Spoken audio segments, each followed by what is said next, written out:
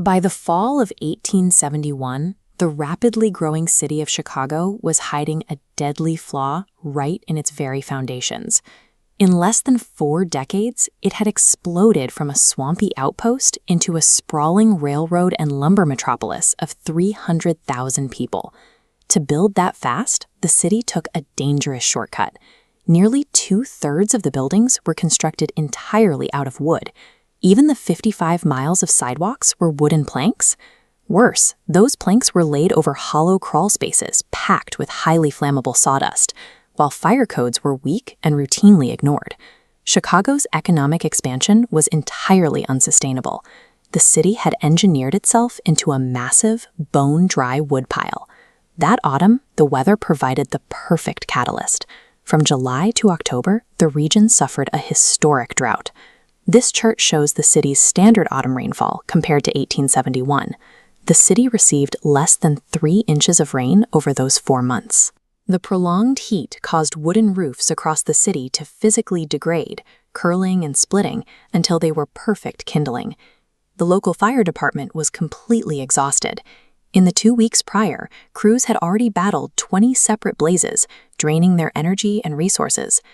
By the night of October 8th, thousands of parched wooden structures sat waiting in the heat, defended only by a crew that had already reached its breaking point. At approximately 9 p.m., a fire broke out in a small barn behind the home of Patrick and Catherine O'Leary on DeKoven Street. For over a century, the story went that Mrs. O'Leary's cow kicked over a lantern, sparking the blaze. The story is entirely false. Reporter Michael Ahern later admitted he invented the cow narrative to sell more newspapers. Investigators found no evidence of a cow's involvement. The actual cause remains unproven, with theories ranging from a neighbor sneaking a smoke in the hay to hot debris falling from a meteor shower that night. The exact ignition source is irrelevant. The disaster happened because this specific spark met a city completely incapable of containing it. Strong winds out of the southwest, blowing at 20 to 30 miles per hour, picked up burning embers and carried them from roof to roof, jumping entire city blocks in seconds. A confused watchman compounded the crisis by sending the already exhausted fire crews to the wrong district. By the time they corrected the error, the blaze was out of control. By midnight, the fire defied contemporary engineering logic. As this period lithograph shows, it jumped the natural boundary of the Chicago River, turning lumber and coal yards into fresh fuel. Chicago's downtown district was supposed to be safe, built with stone and iron. But the heat grew intense enough to melt glass, warp iron, and shatter stone facades, proving no material could withstand the temperature. The blaze grew so massive, it began generating its own weather system, including a terrifying phenomenon we now call a fire whirl, a literal tornado made of flame. With no coordinated evacuation plan or alarms, thousands of citizens fled to the only place the fire couldn't follow, standing waist-deep in the freezing waters of Lake Michigan. Feeding on itself and generating its own gale-force winds, the fire had become a self-sustaining weather event that human intervention could no longer influence. After 30 hours, the fire finally burned out, leaving a staggering toll. It destroyed roughly 3.3 square miles, killed an estimated 300 people, and left nearly 100,000 residents homeless.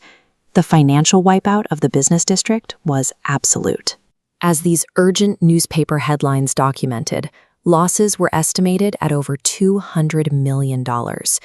In the immediate aftermath, the traumatized public needed someone to blame. The invented cow myth spread nationwide, turning an innocent immigrant family into scapegoats for decades.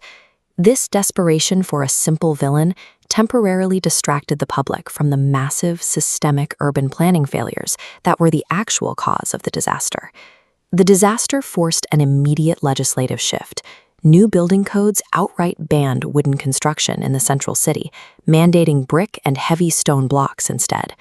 This suddenly empty landscape attracted visionary architects from across the country. They used the cleared ground to pioneer completely new techniques, leading directly to the invention of the steel frame skyscraper.